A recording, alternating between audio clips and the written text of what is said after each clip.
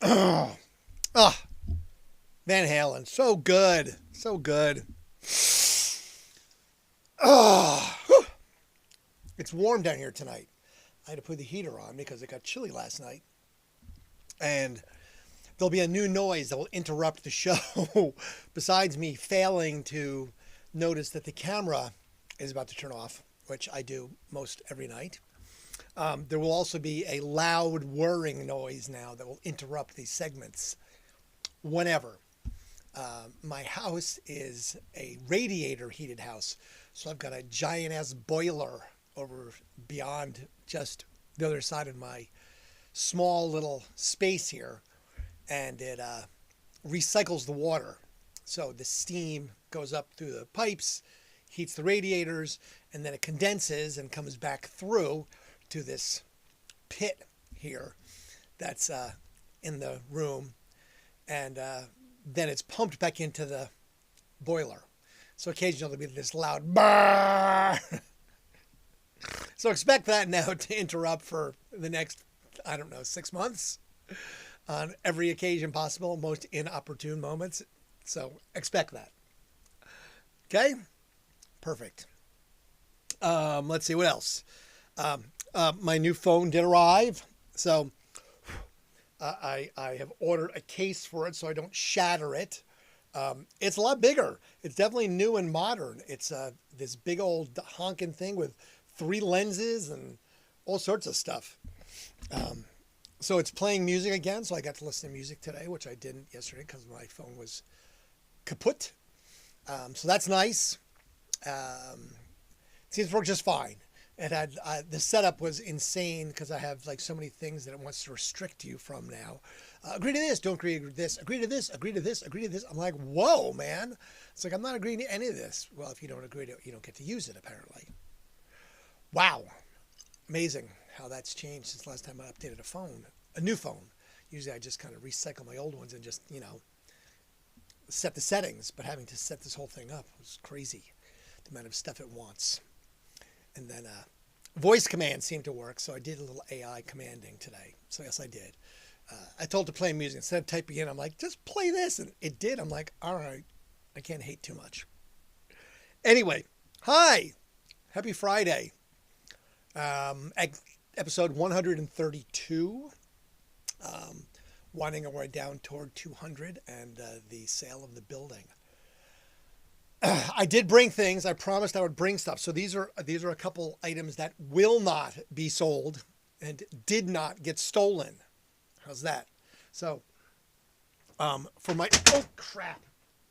for my own collection that I will keep, Smashing Pumpkins, Siamese Dream Gold record. This is actually a double platinum, commemorative the sale of more than 2 million copies. Virgin Records. Presented to WWCD. So Smashing Pumpkins, Siamese Dream, double platinum. Keeping that one. Not that one does not go to the auction block or to the thieves, thankfully. Also, not going to any of said things. It is the triple platinum WWCD commemorative for Blink 182, Enema of the State. And more than 1 million copies in the album Dude Ranch. So you've got triple platinum and single platinum. So you got to love that one from Blink 182. So yeah, and also this one's a good one because it's presented to Andy Man and WWCD. So yeah, there's another keeper that will not be going on the auction block, the chopping block, and did not get stolen by said thieves. So those made it home. I will find a place for them.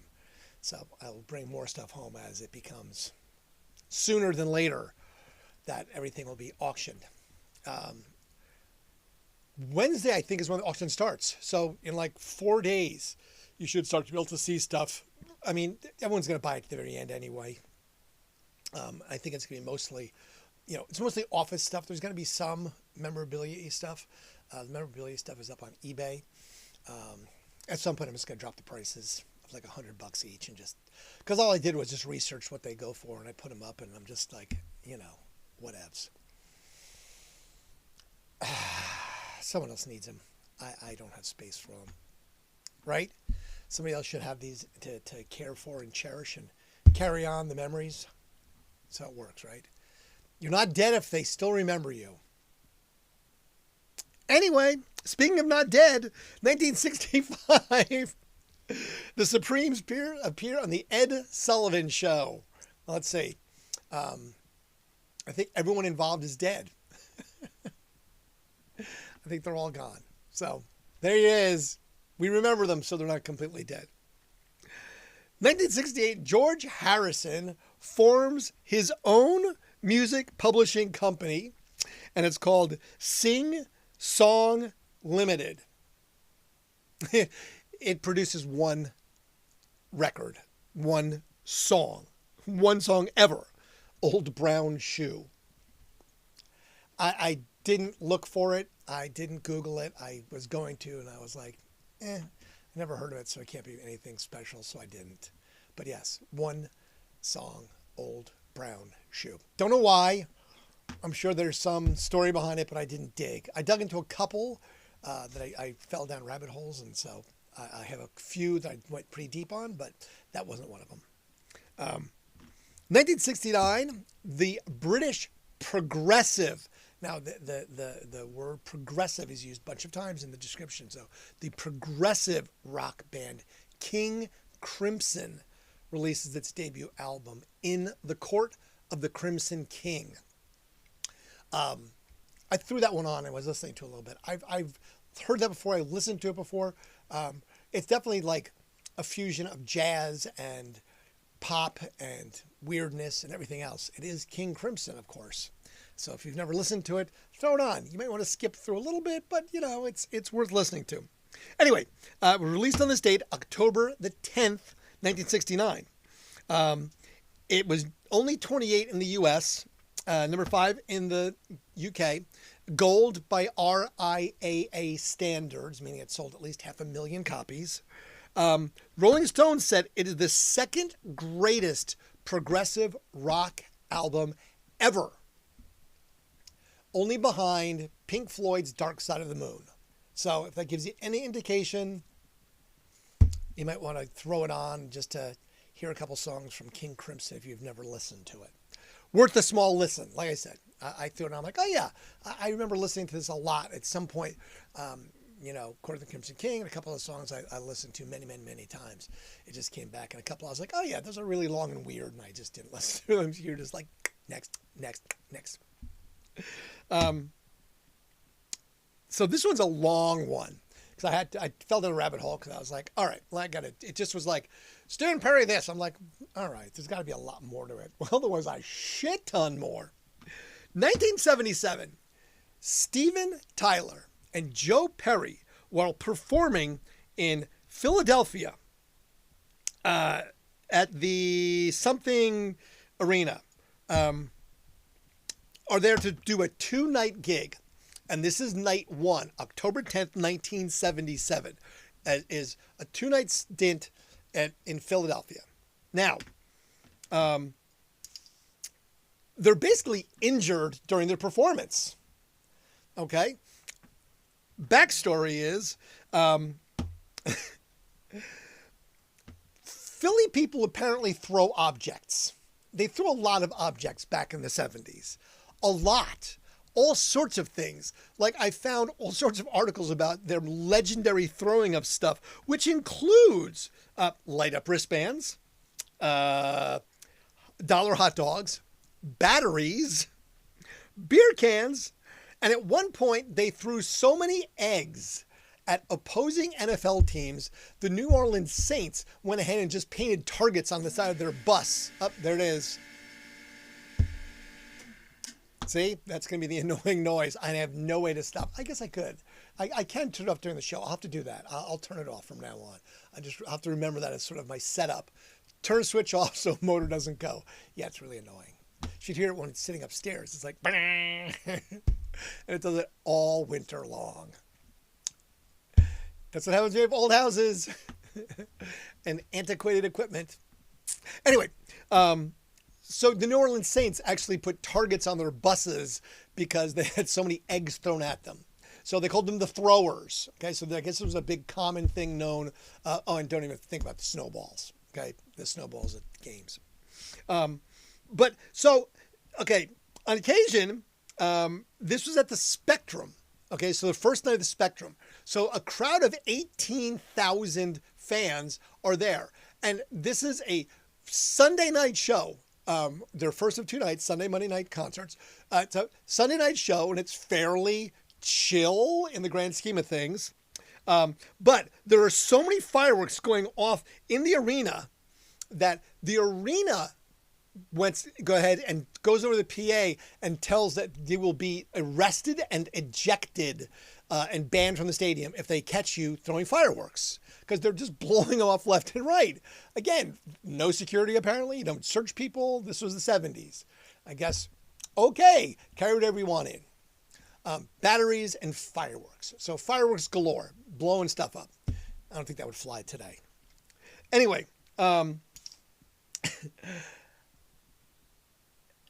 really caring, people keep blowing up fireworks. So during the performance, fireworks. The band leaves for their encore. And upon returning to the stage for the encore, someone throws an M80. Okay, M80 is like, big boomy thing. Not exactly a firecracker, not a stick of dynamite, but enough to make big booms. So apparently this thing blows up close enough to Perry and Tyler that it injures Tyler's left cornea and Perry's hand, where they both have to go to St. Anne's Hospital in Philadelphia. They're both later released, but they do cancel the next night show, postpone it. They postpone the next night show. Basically say that through the publicist say, like, playing Philly is always a pleasure, but it's like playing in a war zone. Well, they came back in December to no incident, and that's the end of it. No. A year later, 1978, in front of a crowd of 19,500, a few minutes into it, like 20 minutes into the show, someone wings a glass bottle from the balcony, which hits the stage and shatters, cutting Steven Tyler's face. That's it. They leave the stage, they leave the show, and Tyler says, basically, we love you, but you can't throw shit at us. The rest of the tour, ready for this one? They play with a wire fence in front of them, like from the Blues Brothers. I'm like, really? Wow. So, okay. I guess I, didn't remember that kind of a raucous crowd throwing fireworks, because I've been to Philly for concerts in kind of the 70s and 80s, but I don't remember the fireworks. Apparently I was not paying enough attention or stoned. I don't know what, but Jesus. Anyway, Philly, good job. Good job, Philly. Woo! Yeah. 1979, Fleetwood Mac receives a star on the Hollywood Walk of Fame. I tried to find out where it was, but I didn't look hard enough or long enough, and I didn't care. 1987, on October 10th, Bruce Springsteen releases his 8th album, Tunnel of Love. I didn't look into that one either. I was not feeling it. I was a little bored, like, whatever. I was eating pineapples and snacking on pistachios when I was doing this stuff tonight. Apparently, I have to cut down on my sugar, and I have to cut down on the meats and the sweets. My blood was high for both of them. I'm like, what? Really? I'm like, fit as a fiddle here. My cholesterol's high. My blood pressure's perfect, but my cholesterol's high. I'm like, come on, really? And my sugar's high? Oh, I was like, okay, I can see that. Maybe less cookies for Randy late at night. It's not like I drink a ton of soda, but I do have a sweet tooth. Anyone that knows me know, come on, ice cream in my coffee. I mean, is that kind of a dead giveaway right there? I mean, I start the day off with ice cream in my coffee. So that's how my day goes. Damn it. 1902. See, we just jump decades. Remember, There is no rhyme or reason to any of these things. I just find them and I throw them in there as I find them, so there's no chronological order. But 1902, the Gibson Mandolin Guitar Company is formed. Gibson Mandolin Guitar Company. The Gibson's first electric guitar, the AES-150, is produced and released in 1936. And in 1946, Gibson introduced the P90 single coil pickup, which was revolutionary and still is. Apparently, they sort of invented that whole thing, the electric pickup, single coil. And that was eventually used in 1952 for the first Les Paul model. The Gibson Les Paul in 1952 with a single coil pickup that they invented. There it is. There's the timeline of Gibson guitars. Again, one of those things that I did not realize, but I guess why not? You know, the real Eleanor Rigby died in her sleep at the age of 44. How's about that? There really was an Eleanor Rigby. I did not know that. I just thought that was just some made up thing, but I guess there wasn't. There really was an Eleanor Rigby, and she died in her sleep. 44 years old. And for unknown reasons. We don't know why she died in her sleep. The 1966 Beatles song that featured her name, Eleanor Rigby, was written about her because, now, Paul McCartney, first draft of this was called Miss Daisy Hawkins, but later it was released as Eleanor Rigby. The tomb of Eleanor Rigby was discovered in the 1980s in the graveyard of the St. Peter's Parish Church in Woolton, Liverpool. And apparently, Woolton, Liverpool is literally a couple of feet where she was. This tombstone was discovered, literally a couple of feet away from where John Lennon and Paul McCartney physically met for the very first time in 1957. So very likely they somehow saw this gravestone of Eleanor Rigby, held on to it, and then wrote the song years later. There you go. So she was a real person, Eleanor Rigby. Didn't know that one. 1956, Elvis. Love Me Tender. It enters the U.S. chart for 19 weeks, eventually becoming number one for 5 of those 19 weeks. The song, now this one I was like, huh? The song from Presley's first film of the same name, Love Me Tender, was adapted by a tune called Aura Lee, A-U-R-A-L-E-E, Aura Lee. And that was written in 1861. So I went back and listened and found it. I'm like, yeah, I guess it is. And I've heard that song before, but I don't think it was Love Me Tender. So you can Google it and listen to it. Aura Lee, A-U-R-A-L-E-E. But yeah, I was like, interesting. So yeah, one of those weird things. Also on the Elvis Presley train, I guess the charity auction was held for Elvis Presley's stuff in 1999. And of course, it was held in Las Vegas. And of course, it was held at the Grand Hotel. But they sold some of Elvis's stuff, his personal belongings. They sold his wristwatch for $32,500. They sold his cigar box for $25,000. They sold an autographed baseball signed by him for $19,000. And they sold his beloved 1957 Lincoln Continental for $250,000. I went, look, that's a nice looking car.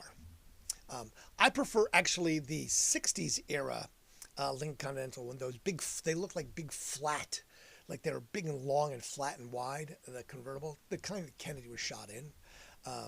But yeah, that's my dream car. With the suicide doors. Oh. And of course, if you don't know what suicide doors are, they're the doors that open this way as opposed to this way. And they call them suicide doors because if you think about it, if you're in the back seat, because a lot of times they were rear seat suicide doors, if you were in fact in the car and didn't wear a seatbelt because they really weren't mandatory in the 60s, you fell out of the car, you were going to get run over because the door would swing open with the wind this way and you're going with it. As well as if there was a car driving too close behind you, the way car doors open this way, the door will just get ripped forward. If the door's opening this way and it gets hit, it's crushing you. So, suicide doors. That was the name of it. I guess Rolls Royces have suicide doors. They can afford that. I mean, if you're driving a $250,000 plus Rolls Royce, why not, right? There's some other ones too. They were showing, I went and looked, again, told you, rabbit holes tonight. And I went down the whole rabbit hole of the Lincoln Continental years. I was like, there's the one I want right there. Someday. Probably not, but hey, we can all dream, right? Can we dream?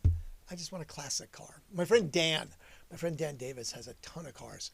He scours like garages and barns for these things. And he restores them, but he doesn't paint them. He leaves them original. So he finds these cars that have been like, sitting around and like, oh, my grandfather had this car. He bought it in 1917. And, it's not that old, but he has a couple of old convertibles that are just gorgeous cars. But they're the original paint. Like no one's ever painted them. He doesn't do the body work on it. They have little dings and dents. They're character. He just changes and fixes the engines and everything else. So good old Danny Davis. Dan, I still want the blue convertible. I want the blue convertible. Anyway, I'm going to go to this camera because I am not going to have pilot error tonight.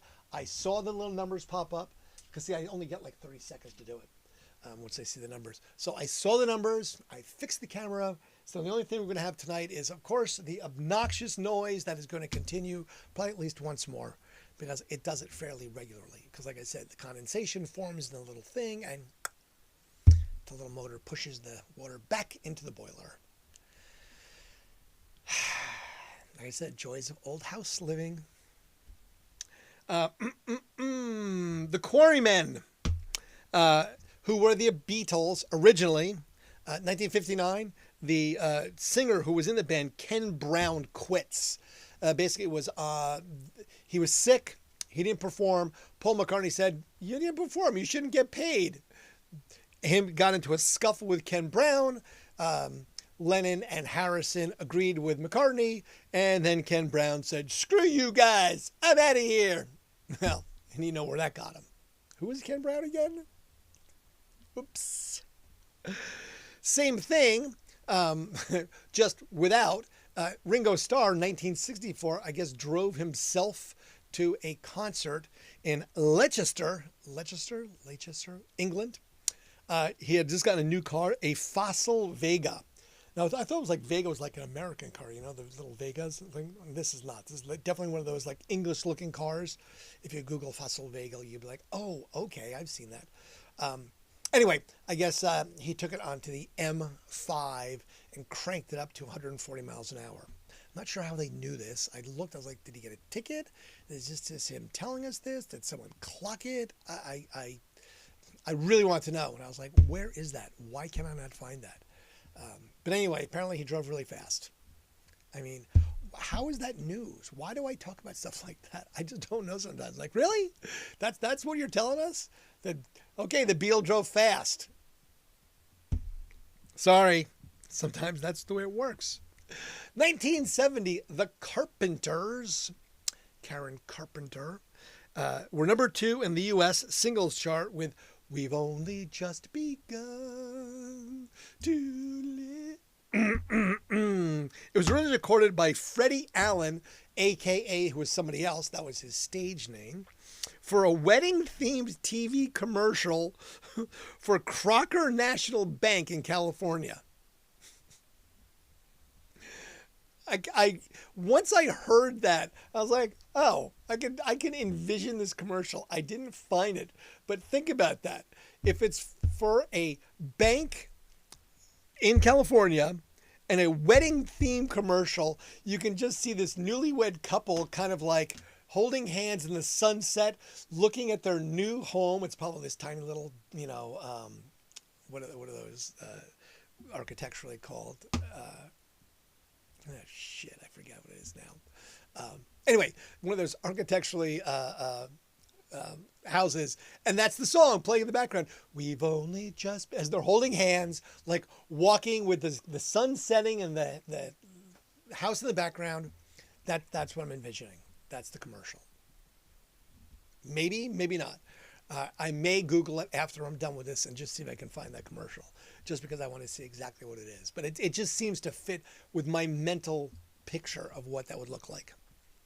1970 as well, Neil Diamond went to number 1 on the U.S. single charts with Cracklin' Rosie. I don't know what the hell Cracklin' Rosie is. I was going to look it up, but chose not to. I was like, what? Cracklin' Rosie? I'm like, no, Neil, not doing it, man. Not doing it. But it was his first number 1 as an artist. Now, in fact, he was a writer way before he ever became a singer. And he was in the Brill Building writing for lots of other musicians, including the band The Monkees, which he wrote the 1966 number 1 hit, I'm a Believer. So that was a Neil Diamond song. So he wrote a bunch of stuff. If you look at his sort of anthology of list of the bands that he wrote music for, it's pretty impressive. I was like, oh, gotcha. So yeah, so Neil actually wasn't even a performer. He was just a songwriter at first. And then, of course, he just jumped out on his own. You never know how it's going to go, man. You never know where the direction is going to come from. 1970 as well. A whole bunch of 1970s, 3 in a row. Black Sabbath released their second album, Paranoid, and it went to number 1 in the UK. The album has some of the band's signature songs, including War Pigs and Iron Man.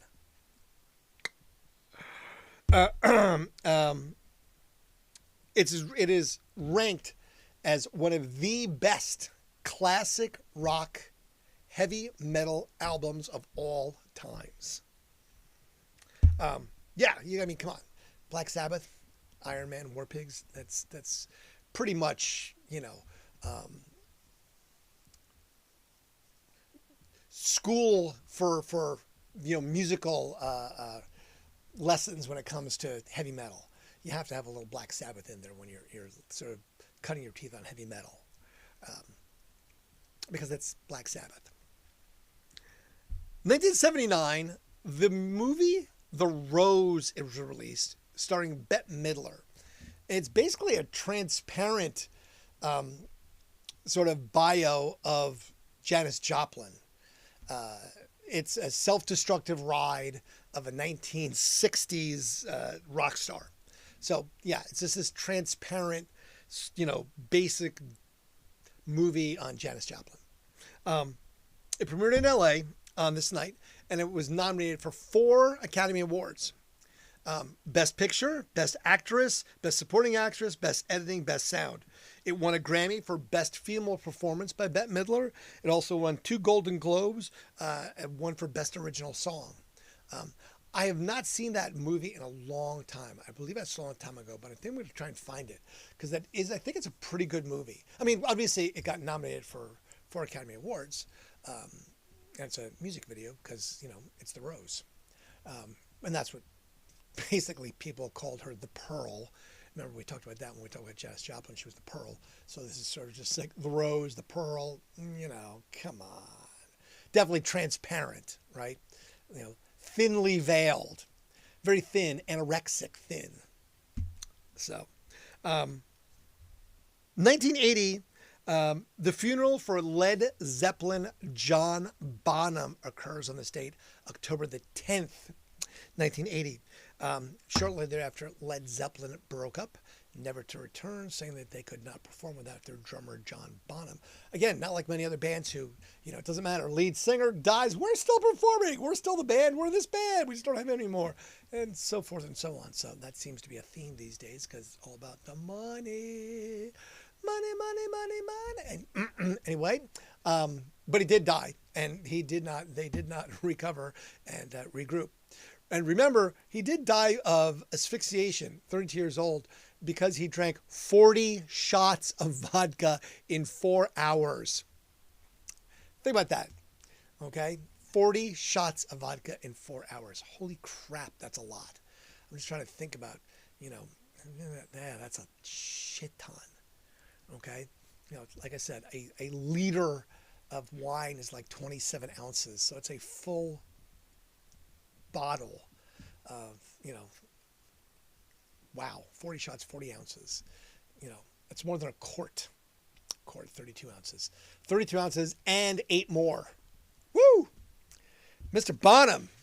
Oh, and that's why, what was his name? Bonzo? Mm-hmm. They would do it. You know, I mean, I back in the day, I've had my fair share of boozy nights, but man, thankfully I never did that much. I think I probably would have joined him. Yikes. 1987, White Snake, the band White Snake, went to number 1 on the U.S. singles chart with Here I Go Again. Now, I always laugh at White Snake because why? Because I told you. The band was formed in 1978 as a backup band for who? David Coverdale, who recently left Deep Purple. Again, I did not know that. I was unaware of that. Deep Purple knew about, White Snake knew about, David Coverdale knew about, Deep Purple, no, did not ever put 2 and 2 together. What can I tell you? You know, I'm going to laugh about that one forever because that's one of those ones that I literally was like, the word is gobsmacked. Because I was like, what? I'm like, wait, what? It's like, no. Duh. Didn't see it coming. 1992, REM scored their second UK number 1 with Automatic for the People. Singles included Drive, Everybody Hurts, Man on the Moon, and The Sidewinder Sleeps Tonight. I was listening to that earlier. That is such a good album. I always forget how good REM is. I think it's because, now, this is one of those things, like someone's going to hate me for this eventually. Years later, just, I don't know, a couple years ago, we got a song at the radio station. I think it was from REM. And it was like, oh, we're so excited. And we listened to it. We're like, hey, it's just crap. And didn't add it. I think we added it for like a minute because it was REM. But it, you know, the rotation was like, and next. Because it wasn't great. You know, it happens. Sorry. Just because it was your favorite back in 1992 doesn't mean it was your favorite in 2022 or whenever it was. I don't remember. I just know that was REM. Now that I'm thinking about it. Sorry. 1999, Christina Aguilera. 2000. Now this one I did. Actually, I was like, really? Wow, Jesus, Britney. 2000, Britney Spears makes her UK debut with 3, count them, 3 sold-out Wembley Stadium shows. I guess I didn't realize Britney was that big. I mean, I knew Britney was Britney, but that's pretty good. You know, Wembley Stadium, 3 nights, sold out. All right. Nice job, Britney, back in 2000. Who knew? This was a weird one. In 2002, Ian Brown of Stone Roses, we talked about the Stone Roses the other night, about them being fined for trashing their former record label's offices, $5,000 each. But anyway, Ian Brown of the Stone Roses, apparently his summer home in Northeast, was it? Yeah, in Northern Wales. In Northern Wales, he was trying to sell it. And apparently the locals did not like the fact that he was selling this 5-bedroom home in 2002 for $175,000. I know. I was like, what? But I guess it was 2002, so we weren't there yet. But he was trying to sell this home for $175,000 in this vacation town that he had. And there was protesters protesting this sale because it was too expensive for locals to buy. The protesters were all dressed as monkeys, 12 of them, and they were angry. So there was 12 angry monkeys protesting the sale of his house in Northern Wales because they believed he was asking too much. And I was like, well, why the hell are they dressed as monkeys? The only thing I found, and the reason it must have been, is that his album that they were working on or was done was Unfinished Monkey Business. I'm thinking it was more a stunt than anything. Because, I mean, one, I mean, look, if you're going to protest the sale of someone's home, I mean, okay, I could see that. You know, unfair. But dressing as monkeys because you have an album, Unfinished Monkey Business, that seems like he paid somebody to do that, and that got some otherwise press for selling the house or not selling the house or the new album or whatever. I mean, I can't blame him, can't discredit that, but yeah, I just think that that's I'm calling BS on that one. I'm going to push the BS button. If I had one, I'd push it. Beep. I've got the BS light. BS. Brighter BS. The brightest BS. I don't believe it. There you go. That'll be the BS light. No, probably won't ever do that again. That was really bright. I forgot how bright that little light is. I actually took this. This is a camera light. It's rechargeable. And it was super, super helpful when we were at Lollapalooza with the radio station years ago when I couldn't find anybody. And I was like, wait. I was like, look for the strobe light. So because if you push this thing 4 times, it strobes. So I basically just held it up high and they were like, oh, we see you. So in a crowd of 100,000, I got found because I used my little strobe light. And, you know, that helped find each other because it was like, oh, you're over there because we see the little flashing strobe thing. So just, you know, stupid observational things that I remember when I see things. Not that I remember otherwise. 2014, Taylor Swift. And 2023, Ed Sheeran. Yeah, none of those. I'm not doing it. Don't care about them. Sorry. I know. No hate, but I'm just, you know. Britney, sure. You know, because I liked her song Toxic. Okay, there you go. That was a good one. But otherwise, I don't really know any other Britney songs. I mean, if I heard them, it'd sort of be one of those bands like, you know, you go to the show, I don't really know the artists. And then you go, oh, I know those 3 songs. All right. I probably know a few Britney songs. I don't think I know any Taylor Swift songs. Really, I don't. Or Ed Sheeran's. Is it Sheeran? Yeah, I just know. They just not my genre, man. Just not my realm. I still listen to new music. I'm still, you know, learning new songs. Just not that genre of music. Just not there. It's not me, man. Just not my thing. Not my thing. Anyway, births on this day, 46, John Prine. He died in 2020, by the way. 1948, Cyril Neville of the Neville Brothers, because there's other Nevilles. Martin Kemp of Spandau Ballet, born on this day. And lastly, because again, there weren't a lot of people born on this day. There was a few, but I was like, And I didn't even look at actors, so I didn't have time. I ran out. Like I said, I was dilly-dallying. I was way deep into stuff tonight. 1954, the man, the myth, the legend. I'm just a gigolo, Mr. David Lee Roth. 71 years old today. David Lee Roth, happy birthday to you, sir. I enjoyed your music back in the 80s. Yes, sir, I did. I was quite fond of it. So there you go. Deaths, I didn't really find anybody of any note that died. So I didn't look at actors. I just looked at musicians. And I didn't look at, like, you know, the world. So I don't know. Somebody of, you know, major importance could have died today, but I didn't really find it. So sorry. Or, hey, you know, death took a holiday. Death takes a holiday. And there's other things I skip. Remember, I'm trying to be selective because otherwise I'd be writing for hours every little piece of minutia that I find. And I just, you know, write. And, you know, so 39 minutes. It takes me about an hour and a half, 2 hours to do that. So that's about what you get. It's about where it comes to. But yes, so there you go. So tomorrow is Saturday. I think you know that for the fact that today was Friday. So tomorrow must be Saturday. Now remember, Sunday. This that will probably change. It will not be Randy Malloy, the guy in the van. It's going to be Randy Malloy, the guy in the Ferrari. I am the MC for the Italian Festival Parade for the Italian Festival. Sunday, I believe it kicks off at 1 p.m.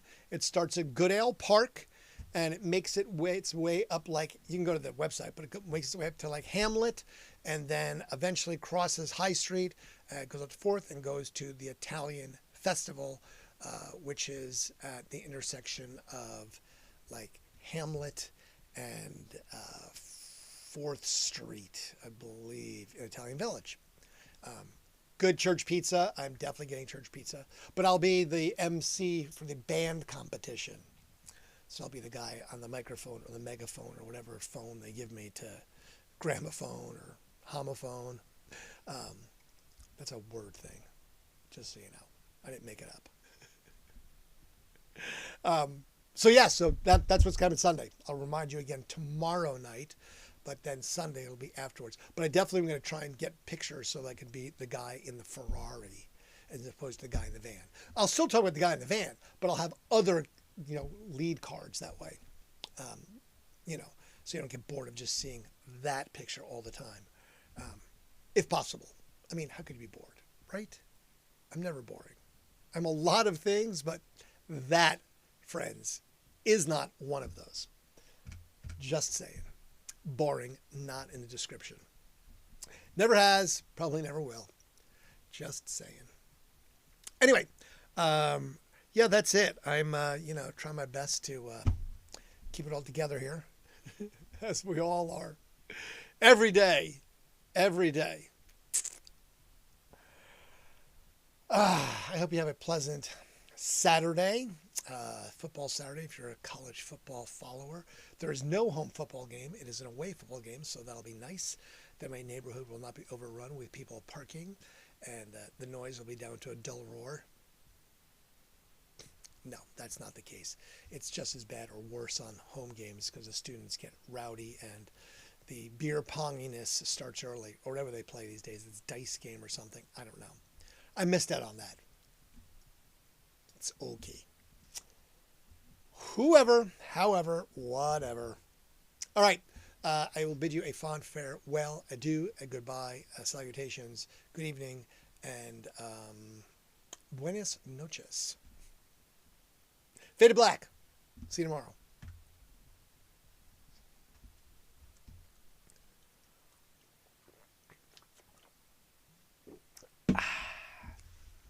End the stream.